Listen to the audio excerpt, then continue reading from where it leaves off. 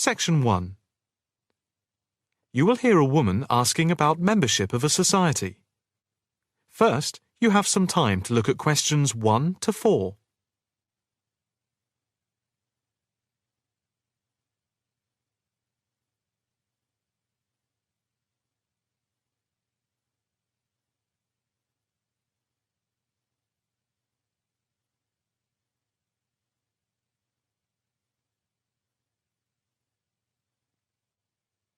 Now the test will begin. You should answer the questions as you listen, because you will not hear the recording a second time.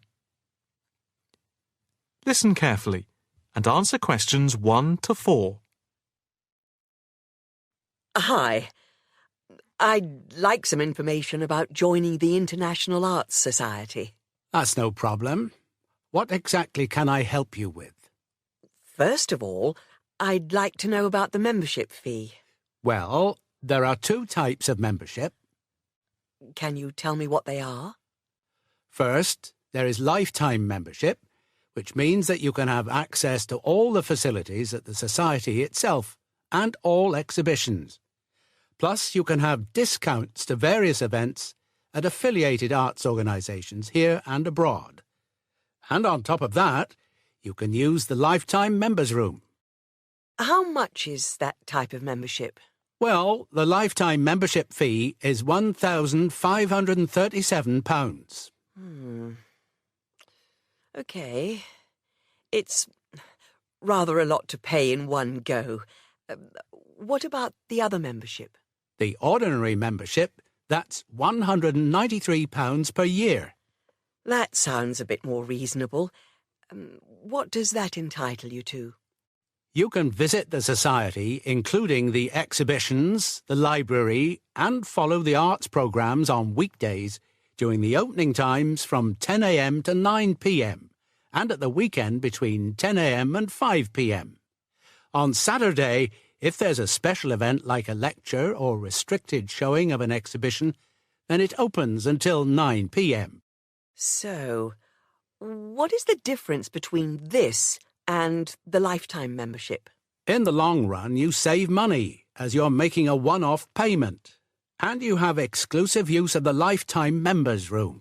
OK. What arts programmes do you run? Well, the Society has a very extensive programme to cater for all tastes. There's a series of exhibition rooms for the permanent collection of paintings, watercolours and sculpture.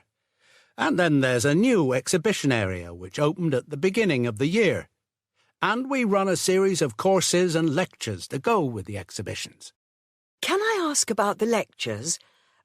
What is scheduled for this year? The latest list is in this leaflet. Oh, yes. That looks very good. Are all the exhibitions, etc., free if I join? Yes, everything is free. That's fair enough.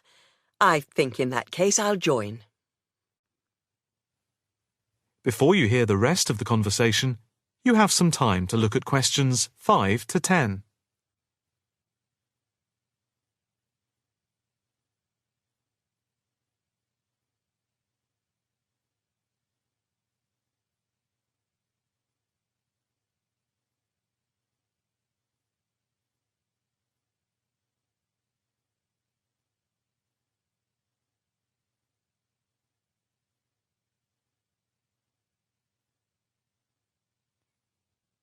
Now listen and answer questions 5 to 10.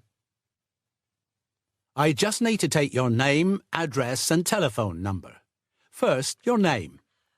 Margaret Rochester. I take it that's Rochester? Yes, that's it. And the address? It's 55 Stone Avenue. OK. Avenue. And the postcode? Let's see. It's MA7 4PQ. And a daytime telephone number? Can I give you my work number? Yeah, that's fine. It's 0207 895 2222. 620 and the extension is 6633. Can I pay by credit card? Yes, of course. Do you want to pay for the full year at one time or by monthly instalments? You pay £4 extra a month if you pay by instalments. OK. I think I'll pay by monthly instalments. Right. If you just complete this form, then we can set up the monthly payments. OK. If you just put your PIN number in the machine, I can deduct the first month's payment. Right. That's gone through. Here's your card. I now just need to take your photograph over here, and then I can put it on your membership card. OK. That's it. I'll just print out your membership card. Right, here you are. Thank you. By the way, can I bring any friends to the Society exhibitions and lectures? With the ordinary membership, we can issue a day pass once a fortnight, which allows you to bring a friend in. But you have to accompany them. Thank you. Can I go in now? Yes. You just swipe your card here. That is the end of section 1. You now have half a minute to check your answers.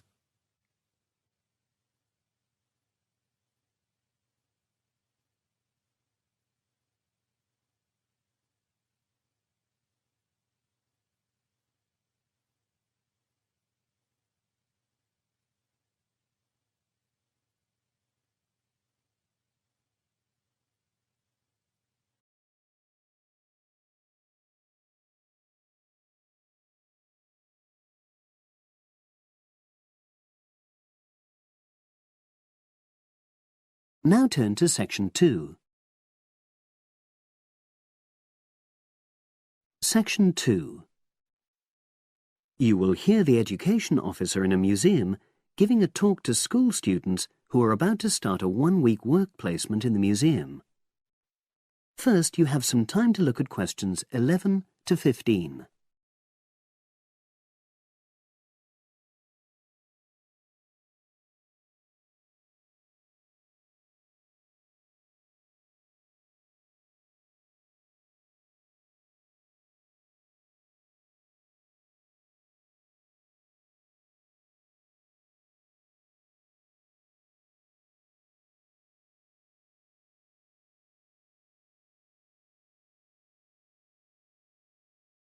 Now listen and answer questions 11 to 15. Good morning and welcome. We're really pleased that you're going to be joining us next week for your work placement. Now, each of you will already have met the member of museum staff assigned to supervise you. In this short talk today, I'll be giving you more general information which will be relevant to all 6 of you. Your normal working day is 9 to 5 p.m, but on Monday, because it's your first day, we'd like you to arrive at 8:45. Please note, though, that you'll finish at the usual time. A lot of you have been asking what you should wear for work. Well, you may have noticed that we're not exactly a formal institution, so you'd really be out of place if you wear smart attire like a suit.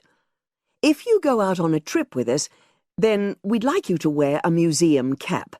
It has our logo on, and we feel it helps people recognise you. But on a day-to-day basis in the museum itself, we say put on your own casual clothing because you'll be doing lots of dusty, messy work. Now, we don't have an enormous number of rules, but work placement is an excellent preparation for the real world of work, and we expect you to be very punctual and reliable. If you're not well, or there's been a hold-up, then what we ask you to do is ring the museum receptionist. He will be in the museum well ahead of opening time, and he'll inform your own personal supervisor in the museum. If you're away for more than one day, we'll inform your school tutor. They'll obviously need to make a note of your absence and follow up if necessary. But most of all, we hope you really enjoy yourselves during the placement. Students say they have a lot of fun, whether it's working with kids in our art workshops held every Monday, or, the most popular, when they go out on our outreach work to residential homes, recording elderly people's memories of school days for our oral history project. So, we hope you feel excited by the prospect of starting next week and well prepared. Your personal supervisor will be there to help you with our health and safety requirements when you start next week, and your supervisors will also brief you about the background to the museum, summarising all the huge amount of information on our website. In the next couple of days, it might be worthwhile if you get hold of evaluations and other notes made by students who've worked with us before. You can get a lot of pointers from them. Before you hear the rest of the conversation, you have some time to look at questions 16 to 20.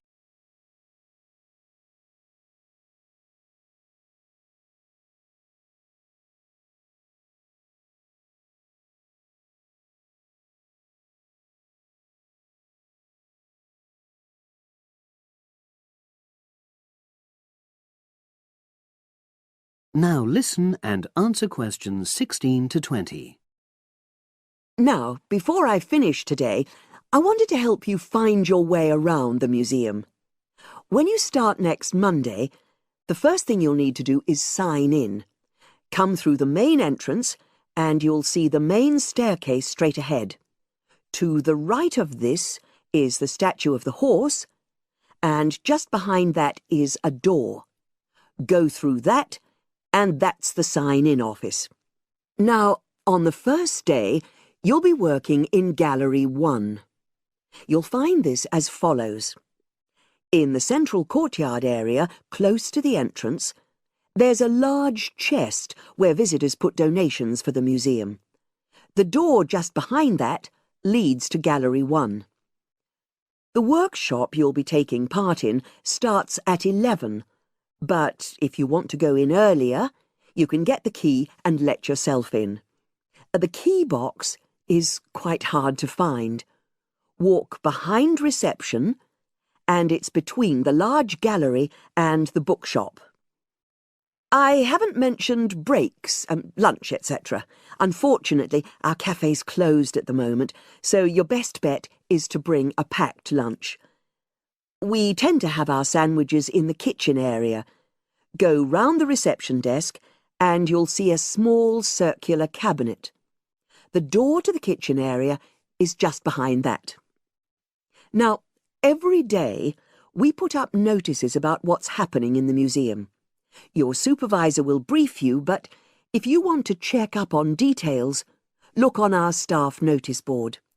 This is in the corner of the play area, at the back, on the wall of Gallery 3. If you have any questions, I'd be happy to help. That is the end of section 2. You now have half a minute to check your answers.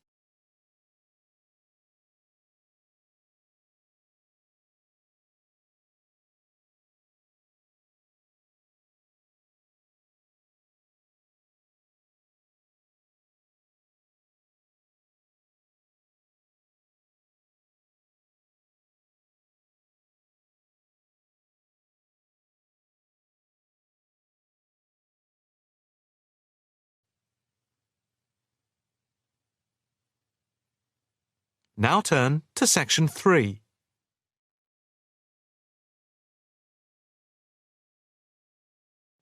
Section 3. You will hear a female and a male student talking about the mock exams that they have just taken. First, you have some time to look at questions 21 to 25.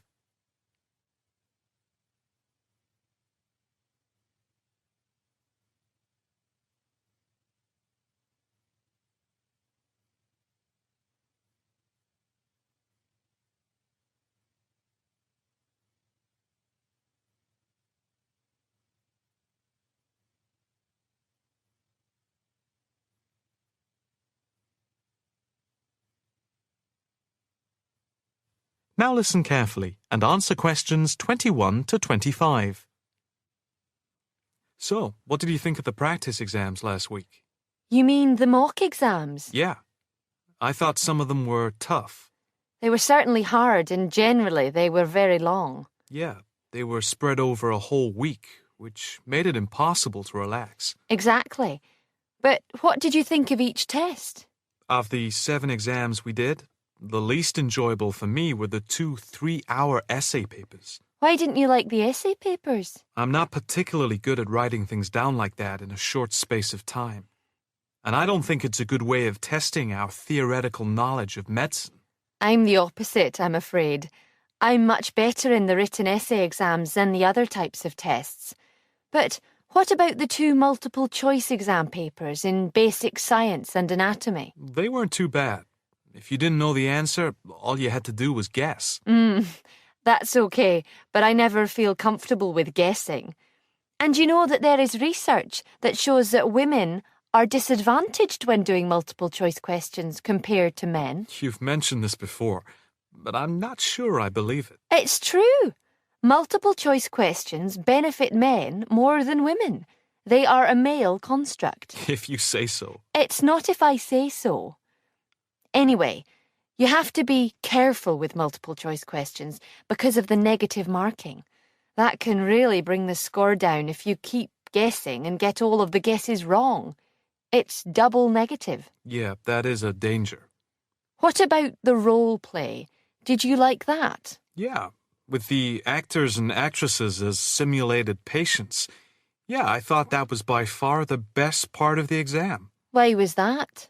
What I liked about it was during the 24 test stations, we had a chance to show what we know about communicating with patients and show our practical medical knowledge, etc. Yes, I think I agree with you there. I enjoyed all of the stations, but I can tell you I was tired at the end. I have done a practice exam with 12 test stations, but not 24. It was exhausting, but also exhilarating. I agree completely. It lasted nearly 4 hours in total with the break. Before you hear the rest of the conversation, you have some time to look at questions 26 to 30.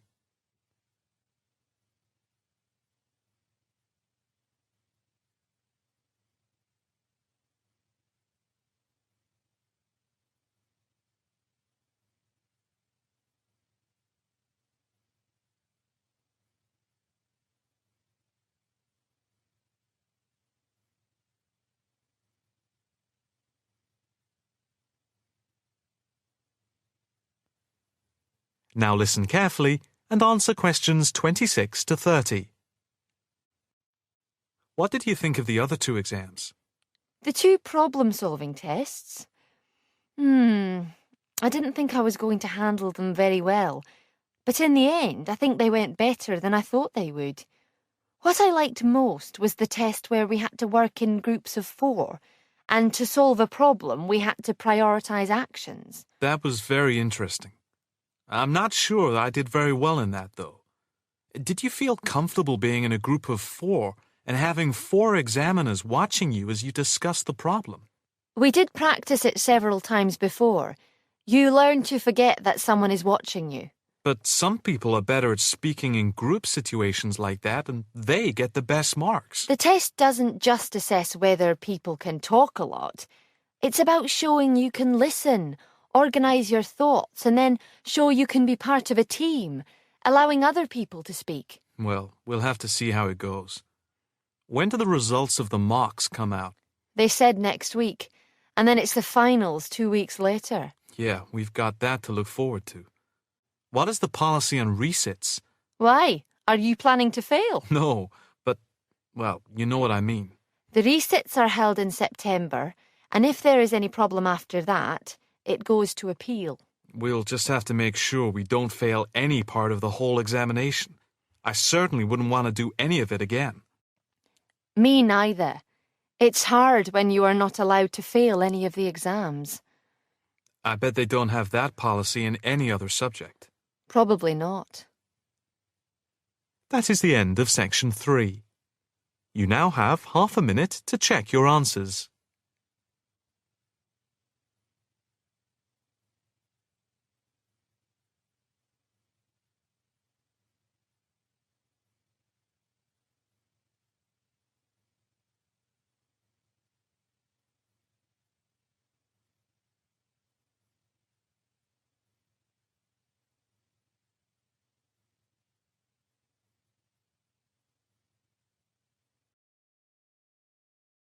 Now turn to Section 4. Section 4.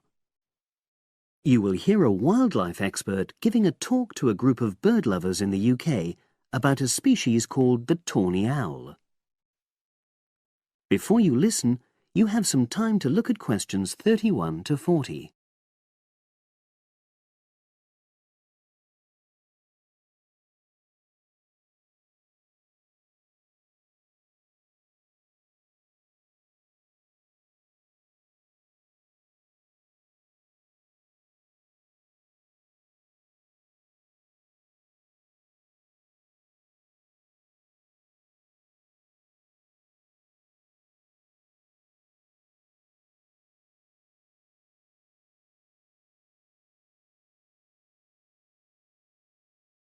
Now listen and answer questions 31 to 40.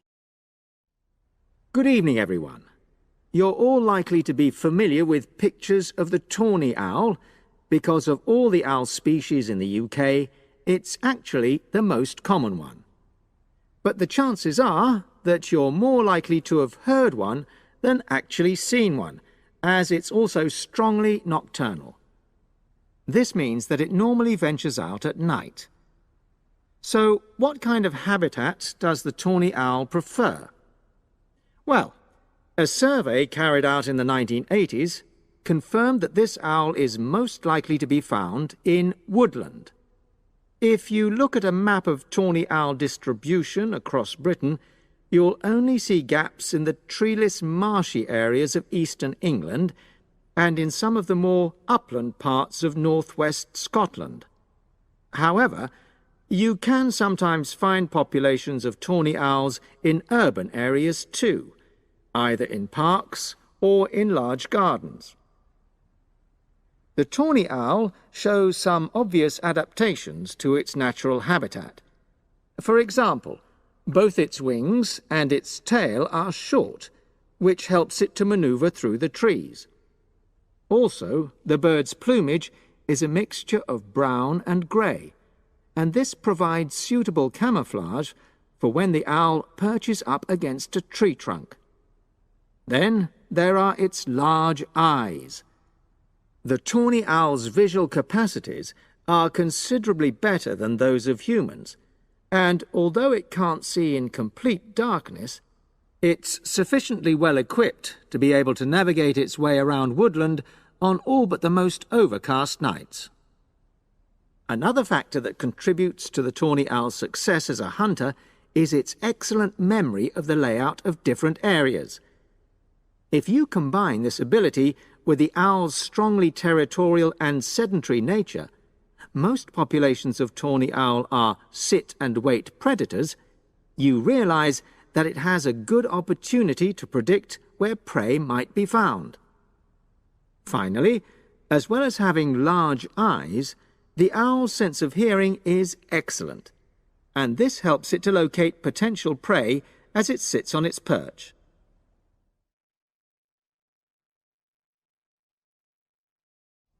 Turning now to the tawny owl's diet. Woodland tawny owls feed mainly on mammals, especially small ones, such as wood mice and bank voles. But they'll also take things like frogs or bats, or even fish, if they happen to be available. In urbanized landscapes, the owls seem to prey more on birds. So there are some differences there. Let's just look briefly now at survival rates in the tawny owl. Young tawny owls face a difficult time once they leave home, and 2 out of every 3 are likely to die within their first year. So, with such high mortality levels, it's a good job that established breeding pairs can produce young over a number of seasons and maximize their chances of passing their genes on to the next generation of owls. I've already mentioned the sedentary nature of the tawny owl, but it's not just adult tawny owls that are sedentary in their habits. Young birds, dispersing away from where they were born, rarely move far. The average distance is just 4 kilometres. There also appears to be some reluctance to cross large bodies of water, The owl is absent from many of the islands around our shores, with only occasional sightings in Ireland and the Isle of Wight off the south coast of England. Right, well, now I'll show you some photographs that have been taken in one or two of the...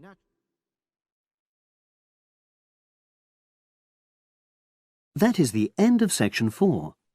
You now have half a minute to check your answers.